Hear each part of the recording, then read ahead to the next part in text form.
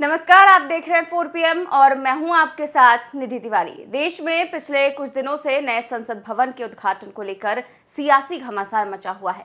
दरअसल संसद के नए भवन का उद्घाटन प्रधानमंत्री नरेंद्र मोदी को 28 मई को करना है, लेकिन अब इसी को लेकर देश की राजनीति में घमासान मच गया है। घमासान इसलिए मचा है क्योंकि पूरे विपक्ष का मानना है कि संसद के नए भवन का उद्घाटन प्रधानमंत्री को नहीं बल्कि राष्ट्रपति द्रौपदी मुर्मू को करना चाहिए। कांग्रेस समेत कई विपक्षी दलों का कहना है कि संसद की कस्टोडियन राष्ट्रपति द्रौपदी मुर्मू ही हैं और वो देश की प्रथम नागरिक भी हैं। इसलिए संविधान से जुड़ी संसद के नए भवन का उद्घाटन राष्ट्रपति को ही करना चाहिए, न कि प्रधानमंत्री को। इतना ही नहीं, विपक्ष ने तो यहां तक आरोप लगाया है कि उद्घाटन समारोह में राष्ट्रपति मुर्मू को बुलाया तक नहीं गया है। विपक्ष ने राष्ट्रपति द्वारा उद्घाटन नहीं कराने और उन्हें आमंत्रित न करने के सरकार के फैसले को देश की महामहिम का अपमान बताया। साथ ही इसे देश की आधी आबादी और आदिवासी समुदाय का भी अपमान बताया है।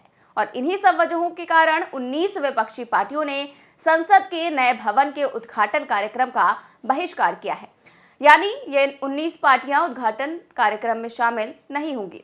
अब विपक्ष ने महामहिम को उद्घाटन कार्यक्रम में ना बुलाए जाने और उद्घाटन ना करने पर नाराजगी जताई है और कार्यक्रम का बायकॉट किया है। लेकिन इस देश की मीडिया इस कदर साहिब की भक्ति में लीन हो गई है कि वो हर जगह कुछ ना कुछ ढूंढ ही लेती है। और अब जब सरकार तक की तरफ से इस बारे में कुछ साफ नहीं किया जा रहा है, तब साहिब के चापलूसों की एक प्रमुख सदस्य और टाइम्स नाउ की नविका कुमार ने एक ऐसी जानकारी दी है जो और किसी के भी पास नहीं है। अपने एक कार्यक्रम के दौरान नविका कुमार ने अपने सूत्रों के हवाले से यह अहम जानकारी देते हुए बताया कि राष्ट्रपति द्रौपदी मुर्मू को उद्घाटन कार्यक्रम में बुलाया गया था और उन्हीं से उद्घाटन करने को भी कहा गया था। लेकिन महामहिम ने ये कहते हुए मना कर दिया कि प्रधानमंत्री मोदी देश के सर्वोच्च नेता हैं और संसद लोकतंत्र का सर्वोच्च स्थान है, इसलिए पीएम मोदी ही इसका उद्घाटन करे। अब इसे साहिब की भक्ति ना कहें तो क्या कहें, क्योंकि आखिर वो कौन से सूत्र हैं जो देश की राष्ट्रपति से जुड़ी इतनी अहम जानकारी, इतनी अहम खबर सिर्फ नाविका को दे रहे हैं। कम से कम उन सूत्रों का नाम भी वो बता दे। साथ ही खुद को एक बड़ा पत्रकार मानती है वो, और पत्रकारिता या मीडिया को संविधान का चौथा स्तंभ माना जाता है। तो जरा नविका कुमार ये भी बता दे कि उन्होंने संविधान की कौन सी किताब पढ़ी है जिसमें प्रधानमंत्री देश का सर्वोच्च नागरिक होता है और सर्वोच्च पद पर रहता है। आखिर इतनी चापलूसी और इस कदर भक्ति किस काम की, जिसमें आप संविधान को ही बदल कर रख दे।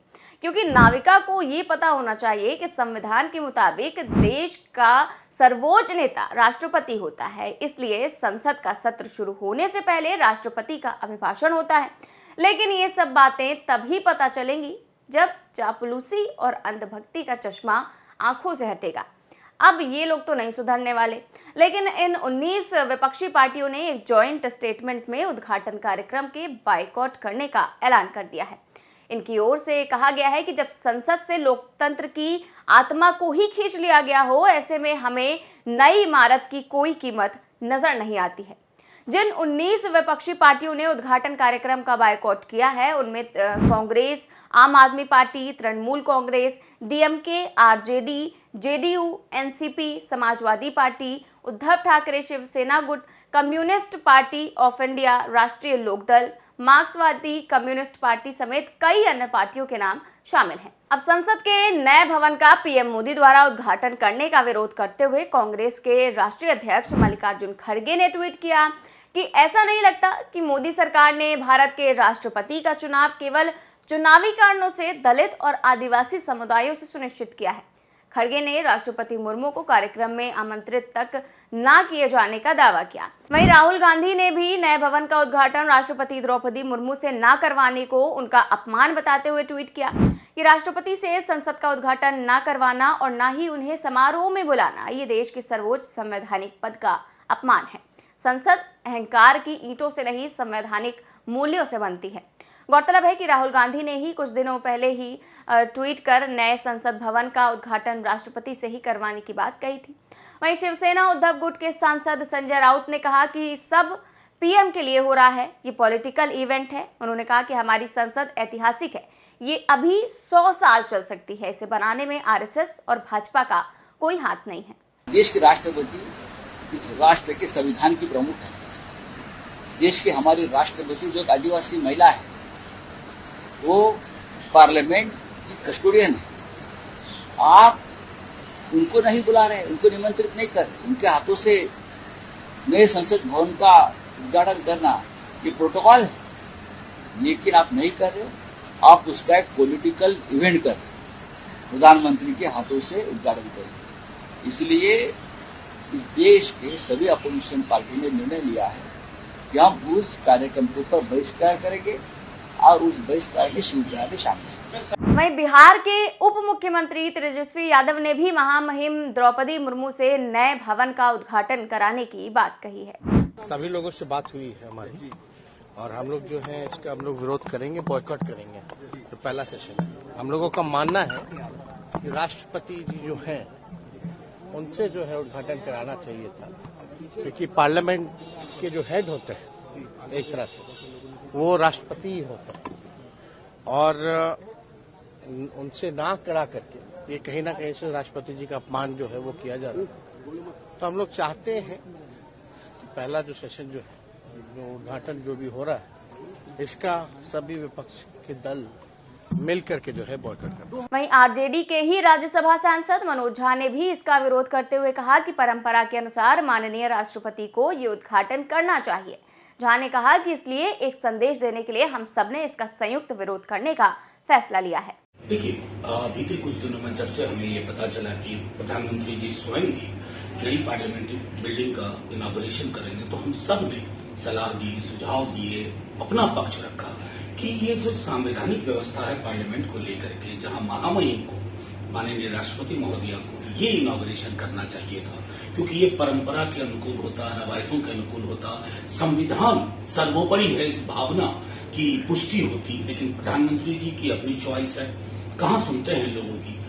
अंततः सारे विपक्ष ने यह निर्णय लिया कि एक संदेश दिया जाए, ताकि आज से 20 बरस बाद, 25 बरस बाद, 50 बरस बाद जब ये इस दौर का इतिहास लिखा जाएगा, तो ये लोग इस बात की तस्दीक करेंगे कि विपक्ष के कई अधिकांश दलों ने, बल्कि कई क्यों अधिकांश दलों ने इस बात के पक्ष में अपनी राय रखी कि संविधान सर्वोपरि होता है। कोई भी ऐसी चीज न हो जिससे महामहिम राष्ट्रपति जी के मान में कोई कमी आए। यही अभी भी मैं आग्रह करूंगा प्रधानमंत्री जी से कि इसमें कोर्स करेक्शन की बेहद आवश्यकता है। इतिहास सब कुछ स्मरण करेगा। वहीं आम आदमी पार्टी के राज्यसभा सांसद संजय सिंह ने भी इसे राष्ट्रपति का अपमान बताते हुए कहा कि हम आम आदमी पार्टी जो है वो उद्घाटन कार्यक्रम का बायकॉट करेगी। उन्होंने ट्वीट किया, संसद भवन के उद्घाटन समारोह में महामहिम राष्ट्रपति श्रीमती द्रौपदी मुर्मू जी को आमंत्रित न करना उनका घोर अपमान है। ये भारत के दलित, आदिवासी और वंचित समाज का अपमान है। मोदी जी द्वारा महामहिम राष्ट्रपति को आमंत्रित नहीं करने के विरोध में आम आदमी पार्टी उद्घाटन कार्यक्रम का बहिष्कार करेगी। तो वहीं टीएमसी सांसद डेरेक ओब्रायन ने भी संसद की नई बिल्डिंग का राष्ट्रपति द्वारा उद्घाटन नहीं करने को उनका अपमान बताया है। तो अब विपक्ष ने तो इस समारोह को पूरी तरह से बॉयकॉट कर ही दिया है, लेकिन सरकार की ओर से भी ऐसे तर्क दिए जा रहे हैं कि प्रधानमंत्री मोदी का संसद के नए भवन का उद्घाटन करना भी गलत नहीं है। वैसे अगर कोई और प्रधानमंत्री होते तो भले ही राष्ट्रपति से उद्घाटन करवाया जाता, लेकिन आजकल प्रधानमंत्री मोदी जी हैं और मोदी जी लाइमलाइट में आने का कोई भी मौका नहीं छोड़ते, तो भला इतना बड़ा अवसर वो कैसे गंवा देते। क्योंकि तभी तो अलग अलग एंगल से फोटोज आएंगे और पूरे दिन गोदी मीडिया पर साहिब की जय जयकार और महिमा मंडन देखने को मिलेगा। अब सवाल ये भी है कि संसद का नया भवन तो बन जाएगा, लेकिन क्या इस संसद में भी विपक्ष को बोलने की इजाजत होगी, या फिर यहाँ भी विपक्षी नेताओं के माइक बंद कर दिए जाएंगे और सिर्फ साहिब और सत्ता पक्ष के लोग ही अपनी बातों को रख सकेंगे। क्योंकि सिर्फ बिल्डिंग बदलने से कुछ नहीं होगा। भारत जैसे लोकतांत्रिक देश में संसद में पक्ष और विपक्ष दोनों के नेताओं को बोलने की आजादी होती है, लेकिन पिछले सत्र में मोदी सरकार ने जिस तरह का रवैया अपनाया और विपक्ष के नेताओं की आवाज को दबाया गया, उनके माइक बंद कर दिए गए, वो भारत के लोकतंत्र की आवाज को दबाने जैसा था। अब इस संसद के नए भवन में विपक्ष की हालत कुछ सुधरेगी और उन्हें बोलने का मौका मिलेगा या नहीं, ये तो आने वाला वक्त ही बताएगा। फिलहाल इतना तो साफ है कि 28 मई को पीएम मोदी संसद के नए भवन का उद्घाटन करेंगे और एक बार फिर से पूरे गोदी मीडिया पर साहिब की तरह तरह की तस्वीरें और बड़े बड़े व्याख्यान आपको देखने को भी मिलेंगे। तो बने रहिए हमारे साथ और 4 PM न्यूज़ नेटवर्क के साथ। नमस्कार।